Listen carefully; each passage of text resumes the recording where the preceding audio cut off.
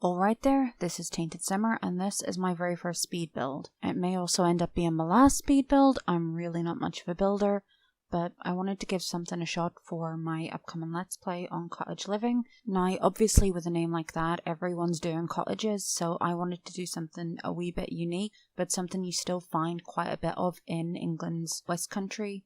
If you didn't know, this particular pack is based around England's West Country, the Cotswolds, basically the big farming areas. So I wanted something that was going to really maximise the outside space, but still be cosy and maybe a wee bit granny-ish, but nothing too close to just a regular cottage. As such, I ended up deciding to do a train renovation. The idea that my sim got an old train carriage and plopped it down in Finchwick and gave it a wee bit of a reno, and now that's where she lives. Now, there's not really proper train doors and windows in The Sims that would really fit an old train carriage, so I kind of had to make do with what I had. You can see me here mucking about with the windows trying to figure out what was going to look the best. I moved them around a couple of wee times, but I ended up settling on changing the colours more than anything else. I'm still not super keen on the door, but it's not so bad. In comparison to what the other doors look like, it looks almost about right.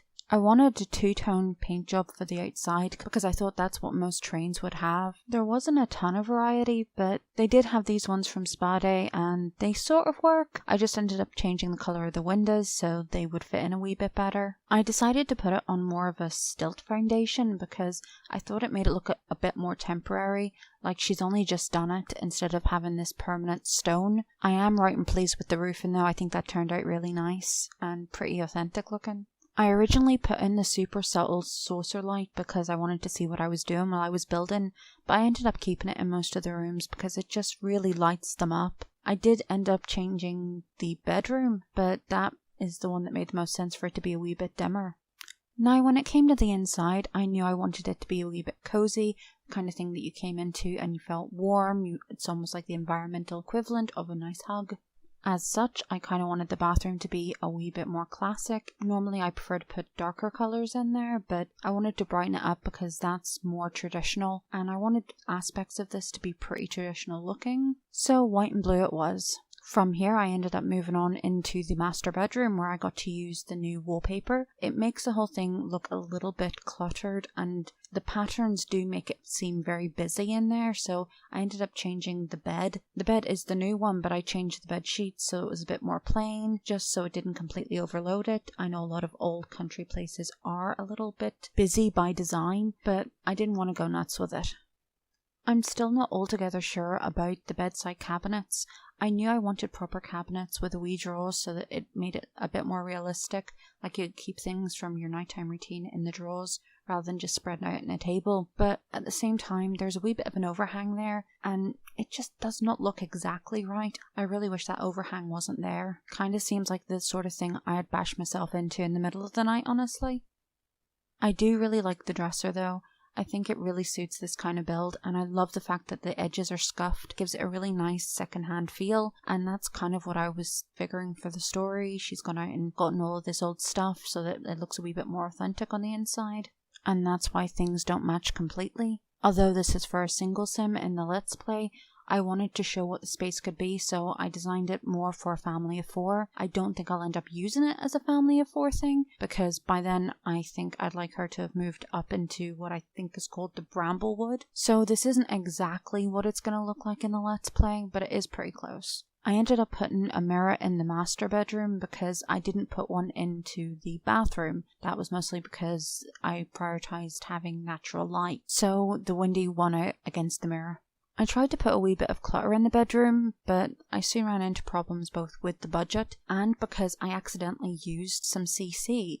There's this pack by the Plum Bob Tea Society called Cottage Garden Stuff, I think, and its stuff melds so perfectly with the new pack that I didn't even notice until later on into this. I did fix it eventually though. Now I tried to do this on a starter budget, so it will actually work if you put it onto 5 Cobblebottom Street or one of the cheaper lots. Right now this is being done in town of Finchwick, so it should fit there no problem, I hope.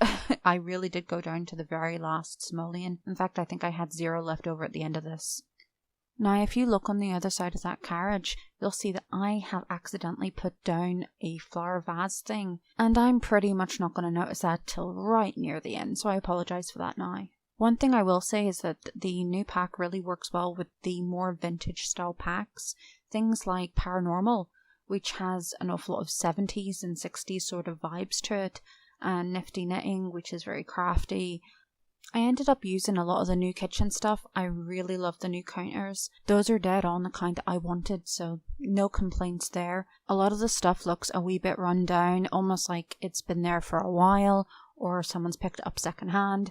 So I really like that as adding to her narrative. Now you'll see me muck about quite a bit with the layout of this kitchen, dining, living room area, because I wasn't sure quite the combination I wanted it to go in. I didn't want it to be too squished, but it was always going to be a wee bit squished because it's a tiny home. Kind of goes with the territory. The whole build took me about an hour to do. I'm sure much more talented builders would be able to do it in half, maybe even a quarter of the time of that. But as I said, this is just me mucking about trying to figure out what I want to do and how I want it to look. I really did want to put the rocking chair in there, but it has such a huge footprint that it just didn't fit, and as such, because I was working with such a limited space, I decided not to. I will probably put it back in when I put it into the Let's Play, because by then it won't matter if it's a tiny home or not, because it won't be a tiny home in the sense that there are too many squares, so it won't really qualify as one. Not because of the build itself, but because I will have some greenhouses, because otherwise all the crops are going to die because I've got seasons installed. I also really had to move that cooker because it really clipped on the windy, and I don't know why. None of it is CC, but Sims is a bit of a glitchy game. That's just part of its charm. Charm's the right word, right? I'm moving things in and out because I'm trying to figure out the best combination of where things should go and whether there should be 3 chairs or 4. I really wanted 4 because I really wanted this to work, as in everyone would be able to sit around the table. I just also didn't want things to be so close together that I was feeling as if the sim was going to clip themselves as they went past, so I moved things around quite a bit. I apologise for that. I'm sure it's not all that interesting to look at, but I did playtest the end one and it works grand. I didn't even use move objects in this one. I'm always a little bit afraid that whenever I use move objects it's just not going to work properly. Most of the time it does, but I've always got that wee bit of fear in the back of my mind, so I ended up not using it for this one. I did end up putting a wee rug there and enlarging that, but I think that looks okay. It should be fine as long as there's no fires. I find if you enlarge rugs and there's a fire, it plays havoc with it. But it does add a nice wee cozy feel to it, and it has those neutral browns and blue, which really ties it all together. Now, I really went back and forth on the kitchen counter being there. I ended up deleting it in the end, if I remember correctly, because it just ended up looking a bit too cluttered. I would have liked to have kept it on and put something on it, but again, budget constraints. As for this bathroom, I wanted to do something that looked a little bit like the bathroom that I have. My bathroom is not this spacious, so it's not exactly right, but it does have the combination bath and shower. You don't really get those two as separate entities unless you're getting a really posh house. This is not a posh house, this is a renovation. I didn't have trouble placing that bog roll though. I turned this room into a kid's bedroom because I thought that would be what would work for a kid's family home. I don't think there's really the space for 4 adults here, maybe 3. If 2 were to sleep in the same bed, but not 4. As such, I very much designed it with kids in mind. I really love that we now have bunk beds, even if they're not very good beds. You can upgrade them, and handiness is probably something I'm going to be working on in the Let's Play, although I probably won't have these beds. As I said, this isn't going to be a kid's bedroom in that. It's probably going to be an office or something. Now, when it comes to the curtains, I'm a wee bit inconsistent. I basically went for the rooms that I thought I wouldn't want people having a nosy in. So the kids' room, the bathroom, the bedroom. I don't mind so much in the living room area, but again, maybe if it had slightly different curtains. There's really not a whole lot of curtains in there that would fit a smaller build. The way you also can't really maneuver them, they just snap, really annoys me. It just doesn't look right where it snaps to in a lot of cases. I just wish that they had done what they did for the doors and the windows when it came to the curtains. They snap to the windows anyway, so why wouldn't they? I did spend an enormously long time trying to figure out the curtain situation in the kids' room. I just couldn't find something that was going to fit with that giant desk. So at some point I'll take the giant desk out and find some kind of curtain that fits. I just didn't want the curtain to be too fancy because it's a kid's room. It's bound to get messy or stained or something. I was trying to use a wee bit of logic, which maybe not the smartest of moves. It's The Sims. Maybe logic's not the way to go here, especially not since I have kids and a white sofa. That probably wasn't very logical at all, was it? But wow, can you see how much trouble I'm having snapping curtains into place? It's driving me crazy. I didn't really want to use the wee curtains because I knew they were mostly going to block out the light. So I ended up using one that pulls all together. It's a wee bit fancier than I really wanted to put in there, but it was the only thing that fit, and I was done with it. I did briefly consider putting curtains into the kitchen area, but at the same time, how close they would have been to the cooker, it kind of seemed like it would have been a fire hazard. I'm not sure if that can actually set a fire in The Sims, but I'm not taking any chances.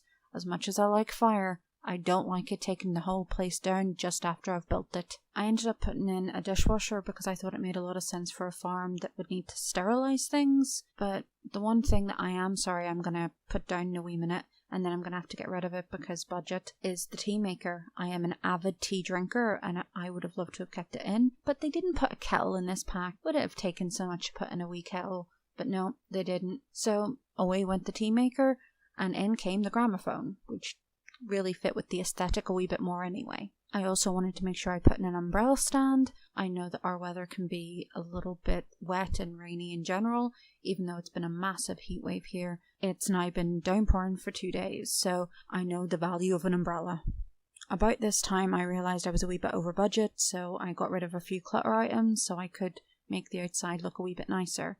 I ended up putting in 2 of the new flower trays, flower pots. I'm not entirely sure what you call them, but the flowers look really nice and they add a much needed bit of brightness to the outside of this place. It is very dark from the outside, but I also think that's fitting for something that is on a farm. It's going to get mucky, it's going to get messy. Seems like it'd be a wee bit daft to have bright colours for that. I did end up adding a wee plant back into the corner there because it was looking a bit bare. It's another one from Paranormal. As I said, I really like that pack going with this one. Now, that is not the kind of bin that we would normally have here, that white one, so I'm going to change that round in a wee minute.